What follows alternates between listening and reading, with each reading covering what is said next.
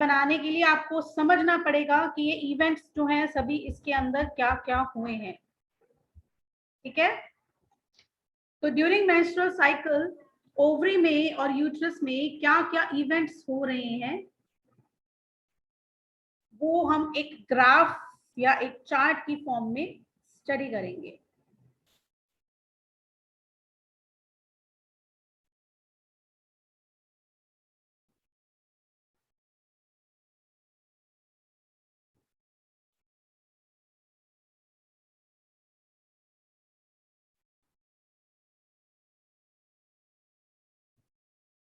धीरज का ज्वाइन हो रही है क्लास।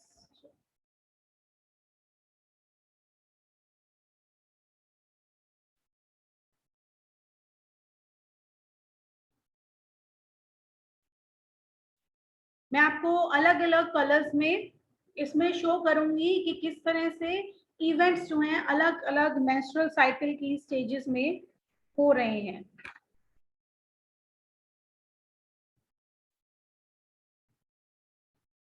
फर्स्ट जो है हमने 4 स्टेजेस पढ़ी थी मेंस्ट्रुअल साइकिल की। फर्स्ट स्टेज कौन सी है? That is menstrual stage. Menstrual phase में हमने किया था, अगर हम यहाँ पर मार्किंग्स कर लें, this is 0, then 1 2 3 4 5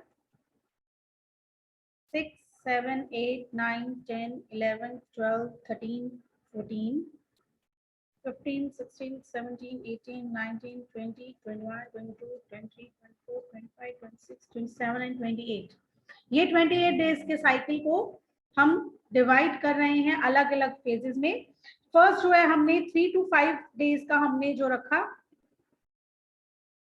this is 1 2 3 4 5, ये फर्स्ट 5 डेज का हमारा हो गया मेंस्ट्रुअल साइकिल, ठीक है, मेंस्ट्रुअल फेज। सेकंड जो है हमने किया था 13th डे तक होगा हमारा प्रोलिफरेटिव फेज। आगे 14th डे पर क्या होती है? ओव्यूलेशन। और उसके बाद वाला ये सारा फेज क्या हो गया हमारा? Luteal phase. तो ये 4 फेजेस में हम मेंस्ट्रुअल साइकिल को डिवाइड करते हैं, ठीक है। अब अगर हम देखें सबसे पहले चेंजेस जो हैं वो यूट्रस में क्या आ रहे हैं, तो सबसे पहले यूटेराइन चेंजेस। इसमें ना प्रॉपर पूरा बनेगा नहीं, मैं एक एक अलग अलग दिखाऊंगी आपको ना सारा। सबसे पहले यूट्राइन चेंजेस। यूट्रस में क्या हो रहा है? हमने पढ़ा कि यूट्रस की जो एंडोमेट्रियम है वो थिक हुई होती है, और ये थिक एंडोमेट्रियम जो है इसकी शेडिंग ऑफ, यानी कि ये टूट कर यूं गिरना शुरू कर देती है इस तरह से। तो ये एंडोमेट्रियम है जो कि ये मेंस्ट्रुअल फेज यानी कि 5वें दिन तक, फर्स्ट 5 डेज तक ये जो एंडोमेट्रियम थी ये शेड ऑफ हो रही है। मैंने रेड से क्या दिखाया कि ये टूट रही है। अब ये यहाँ पर इतनी ऊंची थी, अब मैंने कहा ये शेड ऑफ हो गई, ये थिक थी और यहाँ पर आकर अब ये कम होती जा रही है। उसके बाद स्टार्ट हो जाएगा फिर से क्या हमारा? Proliferative phase. प्रोलिफरेशन का मतलब मैंने आपको क्या बताया था? प्रोलिफरेशन का मतलब होता है मल्टीप्लीकेशन, और ये मल्टीप्लीकेशन जो है ये किसकी हो रही है? ये मल्टीप्लीकेशन हो रही है एंडोमेट्रियम की। तो एंडोमेट्रियम अब यहाँ फिर से बढ़ना शुरू कर रहा है। बढ़ते बढ़ते ये एंडोमेट्रियम काफी थिकनेस तक आ गया है 14th डे तक।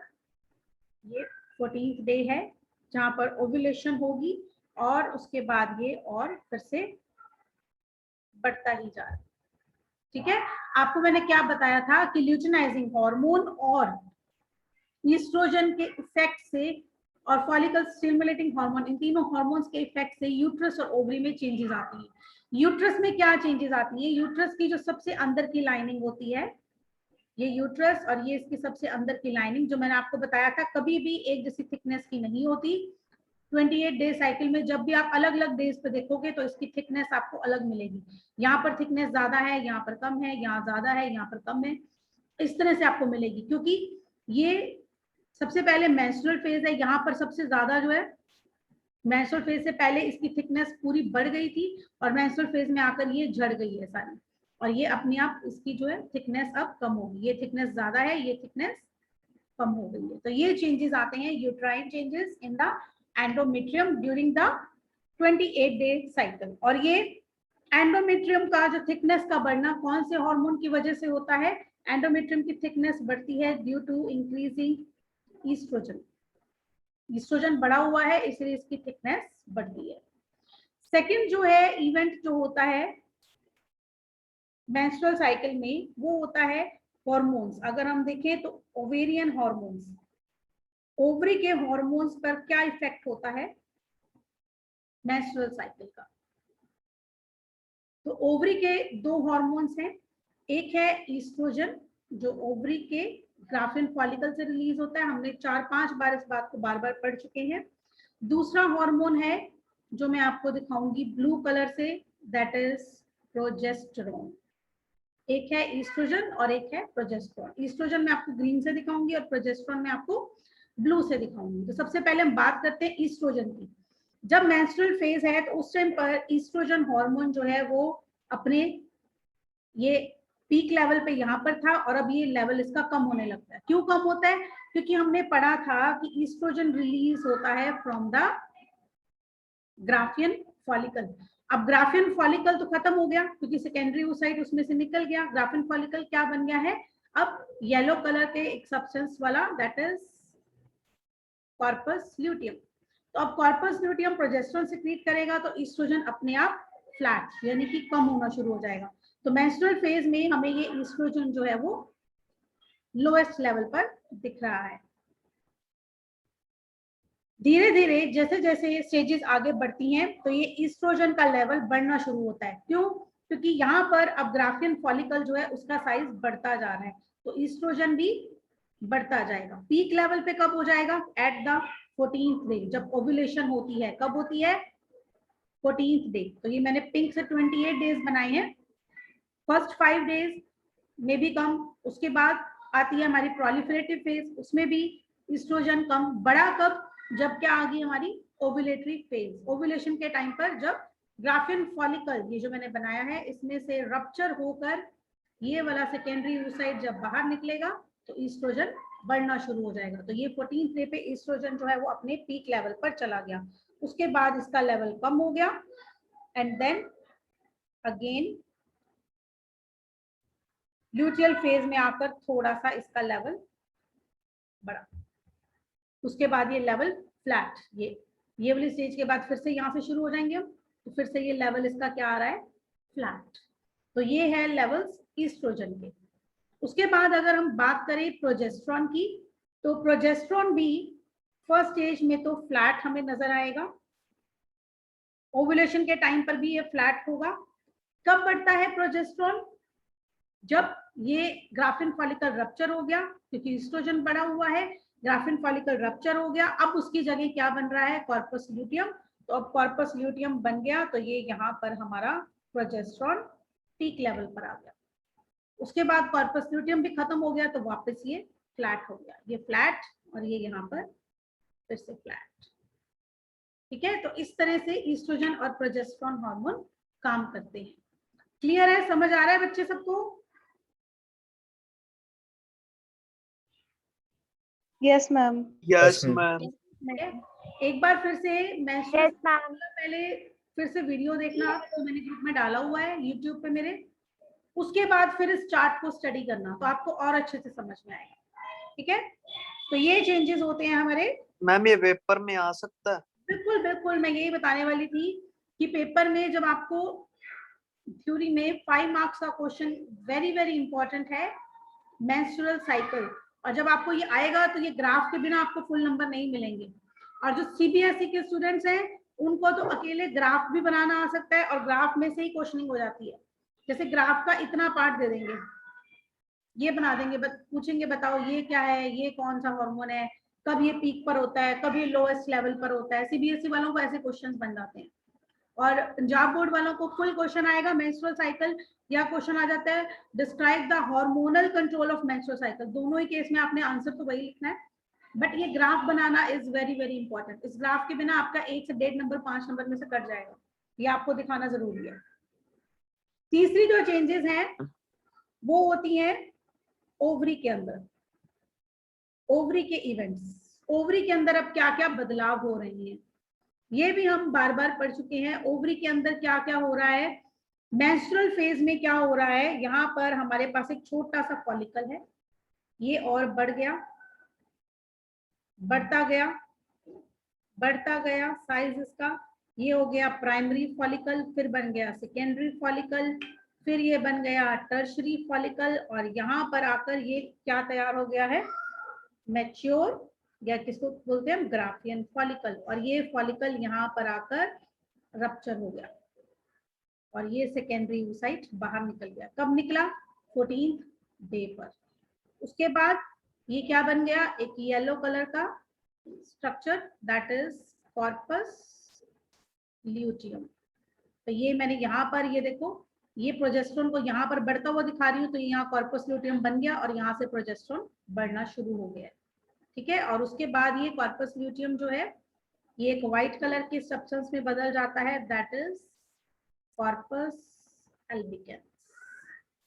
ये सारे जो है इवेंट्स होते हैं इन द ओवरी, ठीक है।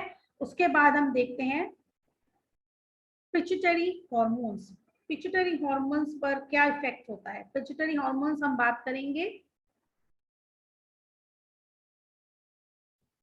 FSH,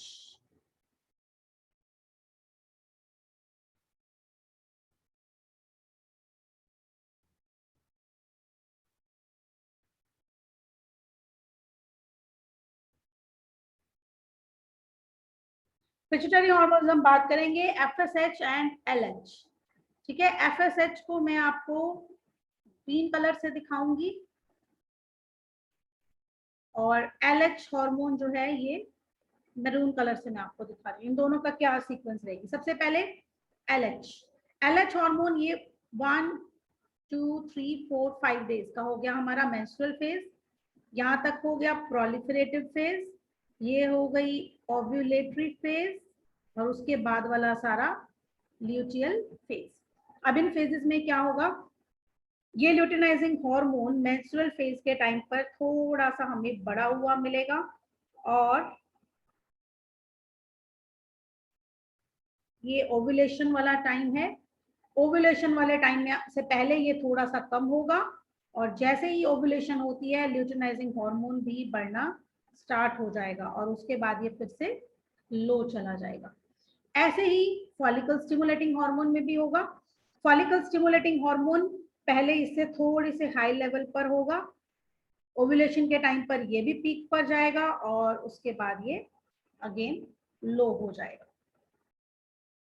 अब ये क्यों होंगे, देखो मेंस्ट्रुअल फेज में आकर यहाँ पर क्या हुआ था कि जो फॉलिकल में से सेकेंडरी oocyte निकल चुका था, ये सारा काम यहाँ पर जो है सेकेंडरी oocyte में से, सेकेंडरी oocyte का निकलना, ये सारा काम हो गया था, वेस्ट हुआ सेकेंडरी oocyte, अब बाहर निकल रहा है, और उस सेकेंडरी oocyte से बचे हुआ जो था कॉर्पस ल्यूटियम, उसमें से जो है प्रोजेस्टेरोन सिक्रीट करवाना किसका काम था, ल्यूटिनाइजिंग हार्मोन का। तो धीरे धीरे अब ल्यूटिनाइजिंग हार्मोन बढ़ने लग गया, और पीक पे कब पहुंच गया, जब ओव्यूलेशन हो रही है।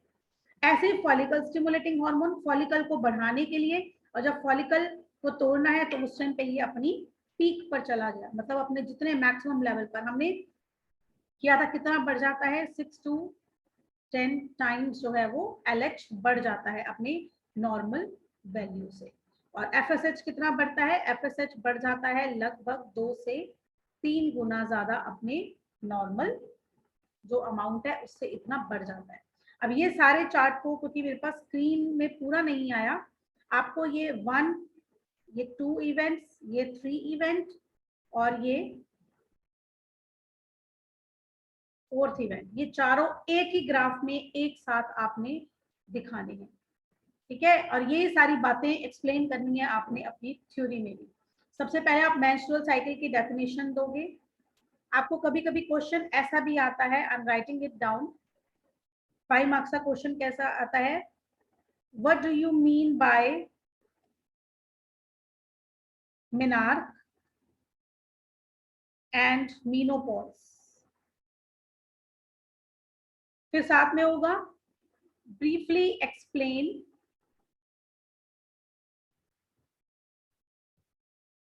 Hormonal control of menstrual cycle. ये आपको 5 मार्क्स का क्वेश्चन इस तरह से आता है। तो इसमें आपको पहले मेनार्क की definition, that is onset of menstruation. Menstruation का स्टार्ट होना कब होता है? 11 to 13 इयर्स। मीनोपॉज क्या होता है? स्टॉपेज ऑफ या सीजेशन ऑफ। सीजेशन का मतलब होता है स्टॉप होना। स्टॉपेज और सीजेशन ऑफ मेंस्ट्रुअल साइकिल जो कब होता है? At the age of 45 to 55 years. इस तरह से आप दोनों की डेफिनेशन देकर फिर आप बताएंगे कि मेंस्ट्रुअल साइकिल क्या है, इसकी डेफिनेशन। उसके बाद 4 फेजेस, चारों को नाम लिखोगे सिर्फ, फिर चारों को एक्सप्लेन करोगे। एक्सप्लेन भी कैसे करना है मैंने आपको बताया था। जैसे number 1 menstrual phase. Menstrual phase की ड्यूरेशन जैसे 3 to 5 डेज। इसमें कौन कौन से हॉर्मोन्स इन्वॉल्व हैं? प्रोजेस्टेरोन हार्मोन लोएस्ट पे होता है। फिर उसके बाद इवेंट्स, इसमें क्या क्या होता है? Endometrium plus blood vessels plus dead or inviable secondary oocyte.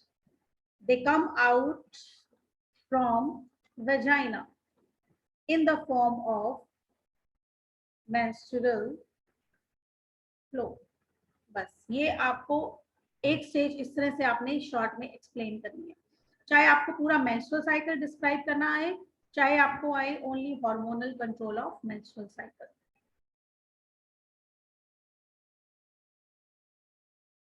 ठीक है? Okay ma'am. नेक्स्ट है मैम हाँ जी, मैम जो मेंस्ट्रुअल फेज और जो मेंस्ट्रुअल साइकिल है वो दोनों एक ही चीज है? नहीं, मेंस्ट्रुअल साइकिल पूरा साइकिल है। मैम फिर जब क्वेश्चन आपने पूछा जैसे डिस्क्राइब मेंस्ट्रुअल साइकिल, तो उसमें मैम पॉलीफेरेटिव फेज, ओव्यूलेटरी और दूसरा भी तो फेज डिस्क्राइब मेंस्ट्रुअल करेंगे। साइकिल का एक फेज है मेंस्ट्रुअल फेज। Yes ma'am. ठीक है ना? मेंस्ट्रुअल साइकिल जो कि 28 डेज का हम मानते हैं एवरेज, ऑन एन एवरेज, वो 4 फेजेस में डिवाइडेड है।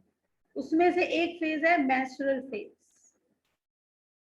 फर्स्ट फेज इसकी, second proliferative, third ovulatory and fourth is luteal. ये 4 फेजेस मेंस्ट्रुअल साइकिल की हैं। उसमें से फर्स्ट फेज इसका है menstrual phase which lasts for 3 to 5 days. ठीक तो है? मैम जो 5 मार्क्स वाला क्वेश्चन है उसमें सारे ही होंगे ना डिस्क्राइब? हाँ, 5 मार्क्स के क्वेश्चन में आपने सब लिखने हैं, सब लिख। ठीक है मैम। अगर आपको हार्मोनल कंट्रोल पूछते हैं, सीबीएसई वालों को अगर पूछते हैं तो सिंपली लिख देना है कि इस फेज में प्रोजेस्टेरोन कम हो रहा है, प्रोलिफरेटिव में ईस्ट्रोजन बढ़ रहा है, एफएसएच बढ़ रहा है, इसमें पीक लेवल पे है एलएच एफएसएच, ऐसे से आपने सिर्फ इन्हीं बातों को एक्सप्लेन करना है। अगर खाली हार्मोनल, मैम अकेले ग्राफ आपके पास मेरे नोट्स है ना? Yes ma'am. बस जैसा नोट्स में लिखा है ना मैंने, उस तरीके से लिखना है। वो आंसर फॉर्म है। क्वेश्चंस बोर्ड के सबको आते होते हैं, प्रॉब्लम कहाँ आती है? अटेम्प्टेशन में, हमने लिखना कैसे है, तो वो नोट्स में मैंने आपको वैसा ही बना कर दिया है। ठीक है? Yes ma'am. Yes ma'am. Still doubt हो तो फिर पूछ लेना, कोई प्रॉब्लम नहीं है। नेक्स्ट है टॉपिक फर्टिलाइजेशन। अब क्या हुआ है, हमने देखा कि स्पर्म जो है वो तैयार हो गया टेस्टिस में, और हमारा सेकेंडरी oocyte जो कि फीमेल का गैमीट है वो तैयार हो गया इन द ओवरी, और कहाँ पहुंच गया? In the fallopian tube. अब ये फर्टिलाइज कैसे होंगे, दोनों आपस में कैसे मिलेंगे? ये सारे इवेंट्स होंगे फर्टिलाइजेशन इवेंट्स। क्या क्या इवेंट्स होते हैं फर्टिलाइजेशन में? Number 1 site. फर्टिलाइजेशन होती कहाँ है? आपको मैंने पहले भी बताया था, फर्टिलाइजेशन होती है, ये है फीमेल रिप्रोडक्टिव सिस्टम, ये ओवरी, ये ओवरी में से निकला सेकेंडरी oocyte, और ये सेकेंडरी oocyte कहाँ पहुंच जाता है? At ampulla and isthmus junction. जहां पर एम्पुला और isthmus मिलते हैं उसके जंक्शन पर ये सेकेंडरी oocyte आकर रुक जाता है। कब तक के लिए रुक जाता है? 24 आवर्स के लिए यहीं पर पड़ा रहता है और वेट करता है कि स्पर्म जो है वो यहाँ से आएगा। तो साइट ऑफ फर्टिलाइजेशन भी कहाँ होगा? मूव कौन कर रहा है? स्पर्म। स्पर्म के पास हमने स्ट्रक्चर में पढ़ा था टेल होती है। ओवम जहां पर मूव कर गया। कैसे मूव करता है? फेलोपियन ट्यूब की जो लाइनिंग है उस पे क्या लगे हुए हैं? सीलिया। ये सीलिया बीट करते हैं और ये इसको खिसकाकर यहाँ पर ले आते हैं। अब फर्टिलाइजेशन और आगे के सारे इवेंट्स कहाँ पर होंगे? एम्पुला और isthmus के जंक्शन पर। एम्पुला और isthmus क्या है? They are the parts of fallopian tubes. ये हमने सब किया हुआ है, ठीक है। होता क्या है फर्टिलाइजेशन में? अलग अलग सीक्वेंस में हम फर्टिलाइजेशन को डिवाइड करते हैं। नंबर 1 इवेंट जो है फर्टिलाइजेशन में होता है that is arrival of secondary oocyte, यानी कि सेकेंडरी oocyte जो है अराइव करता है, पहुंचता है कहां पर? एम्पुला और isthmus के जंक्शन पर। Second is insemination. अभी शॉर्ट में बता रही हूँ, फिर इनको कल दोबारा हम डिटेल में डिस्कस करेंगे। इंसेमिनेशन क्या है? मेल जो है अपना सीमन जो है, जो अपना समाइनल फ्लूइड है, वो सारा जो है इंजेक्ट करता है इनटू द वेजाइना और उसमें से स्पर्म्स जो है वो अंदर पहुंच जाते हैं into the female reproductive part. इस प्रोसेस को हम बोलते हैं इंसेमिनेशन। इंसेमिनेशन के बाद ही स्पर्म्स जो है अपनी मूवमेंट शुरू करते हैं। तो नेक्स्ट स्टेप क्या होता है? Movement of the sperms. अब स्पर्म्स मूव करना शुरू करते हैं। नेक्स्ट होता है कैपेसिटेशन। अभी मैंने आपको बोला कि इससे पहले जो स्पर्म्स है वो मूव नहीं करते हैं। मेल रिप्रोडक्टिव सिस्टम में स्पर्म्स जो है वो ज्यादा मूव नहीं करते हैं, वो फीमेल रिप्रोडक्टिव ट्रैक्ट में आकर मूवमेंट स्टार्ट करते हैं। ऐसा क्यों होता है? क्योंकि जो स्पर्म है, ये हमने स्पर्म का स्ट्रक्चर पढ़ा था। जो स्पर्म है हमने पढ़ा कि इसके ऊपर जो है कई लेयर्स होती हैं, लेकिन इसके अलावा इसके ऊपर कई तरह के केमिकल्स जो है वो चिपके हुए होते हैं, जिसकी वजह से ये मूव नहीं कर पाता है। तो जैसे ही फीमेल रिप्रोडक्टिव सिस्टम के कांटेक्ट में ये स्पर्म आता है, तो फीमेल रिप्रोडक्टिव सिस्टम की जो सिक्रीशंस हैं, जो वेजाइना और सर्विक्स की सिक्रीशंस हैं, वो इसके ऊपर लगे सारे केमिकल्स को हटा देती हैं। अब ये स्पर्म क्या है? ये स्पर्म जो है वो इजीली मूव कर सकता है। तो कैपेसिटेशन ऑफ स्पर्म मतलब स्पर्म के ऊपर जो भी केमिकल्स लगे हैं उन सबको हटा देना। नीट में बहुत इंपॉर्टेंट क्वेश्चन बार बार किसी भी एमसीक्यू में आता है, where does capacitation of sperms occur. अब सुनने में लगेगा कि स्पर्म की बात है तो कहां पर होना चाहिए? मेल रिप्रोडक्टिव सिस्टम में, लेकिन नहीं, मेल रिप्रोडक्टिव सिस्टम में नहीं। कैपेसिटेशन ऑफ स्पर्म कहां होती है? फीमेल रिप्रोडक्टिव सिस्टम में। और कैपेसिटेशन का मतलब क्या है? स्पर्म के ऊपर लगे सारे केमिकल्स को हटा देना, ठीक है। And fifth is most important, that is physiochemical events. Physiochemical मतलब क्या क्या? फिजिकल। फिजिकल मतलब स्पर्म मूव कर रहा है, ओवम मूव कर रहा है, क्या वो हिल रहे हैं, कहाँ मूव कर रहे हैं। और केमिकल मतलब उनके बीच में कैसे रिएक्शंस हो रहे हैं, ये सारे events. And last is karyogamy. Karyon का मतलब क्या होता है? कैरियोन का मतलब होता है न्यूक्लियस, एंड गैमी का मतलब होता है मैरिज और परमानेंट फ्यूजन। तो न्यूक्लियस यानी कि स्पर्म का न्यूक्लियस और सेकेंडरी oocyte का न्यूक्लियस, दोनों की गैमी यानी कि परमानेंट फ्यूजन का हो जाना। उसके बाद ना वो स्पर्म का न्यूक्लियस है ना वो ओवम का न्यूक्लियस है, वो एक सिंगल न्यूक्लियस बन गया, किसका? जायगोट का। तो ये सब इवेंट्स होते हैं इन द फर्टिलाइजेशन। ये भी 5 मार्क्स के लिए इंपॉर्टेंट क्वेश्चन है। कई बार आपको क्वेश्चन आ जाता है describe fertilization in human beings, तो आपको ये 6 पॉइंट्स को एक्सप्लेन करना है विद द डायग्राम, जो हम कल बनाएंगे, ठीक है। प्लस कभी कभी आपको खाली ये भी क्वेश्चन आ जाता है, describe the physiochemical events of fertilization. अकेले फिजियोकेमिकल इवेंट्स भी आपको बताने आ जाते हैं। ठीक है, आज आपने ध्यान से जो पढ़ना है वो है ये वाला चार्ट। इसको बहुत ध्यान से पढ़ना है आपने, कौन सा हार्मोन कब पीक पर है, कब अपने लोएस्ट लेवल पर है। ठीक है, ये सब आपको ध्यान होना चाहिए। नीट का क्वेश्चन भी इसी में से ही बनता है। कैसे बनता है, जैसे आपको ये डायग्राम शो कर देंगे और इसमें से कुछ भी मार्क कर देंगे, तो आपको कहेंगे हाँ जी बताओ कि ये क्या चेंजेस हो रही हैं इसके अंदर, क्या एंडोमेट्रियम का साइज बढ़ रहा है, क्या एंडोमेट्रियम का साइज कम हो रहा है, इस स्टेज में बताओ ये ग्रीन से जो मार्क किया है ये कौन सा हार्मोन है और ये कौन से डे पर पीक पे जा रहा है। ठीक है, इस तरह के आपको ऑप्शंस में क्वेश्चंस आ सकते हैं। और सीबीएसई वालों के लिए तो दिस इज डू और डाई मैम। क्वेश्चन आता है। ठीक है, आज इसको ध्यान से पढ़ना। लेकिन मैं फिर बता रही हूँ, क्योंकि 2 दिन हो चुके हैं आपको मेंस्ट्रुअल साइकिल किए हुए, इसीलिए पहले मेंस्ट्रुअल साइकिल वाला वीडियो देखेंगे आप, उसके बाद ये वाला ग्राफ, और ये वाला ग्राफ फिर आपने मुझे बनाकर पीडीएफ भेजना है। मेरे पास बहुत कम बच्चों के पीडीएफ आ रहे हैं, मैं आपको बता रही हूँ जितना लिखोगे इस टाइम पे उतना आपका फायदा है, उतना जल्दी समझ आएगा ऑफलाइन क्लास में और अच्छे से। आज सभी मुझे पीडीएफ भेजेंगे इसका, ग्राफ का बनाकर डिफरेंट कलर से ज्यादा, ताकि अलग अलग जो है वो मुझे दिख जाए कौन सा हार्मोन है, कौन सा ओवरी के इवेंट्स हैं, कौन से यूट्रस के इवेंट्स हैं। ठीक है, ओके मैम। Okay ma'am. ठीक है, ये ग्राफ समझ में आ गया तो बहुत अच्छी बात है, आपके 5 मार्क्स पक्के हो गए बोर्ड में। ठीक है, पहले मैम ये करेंगे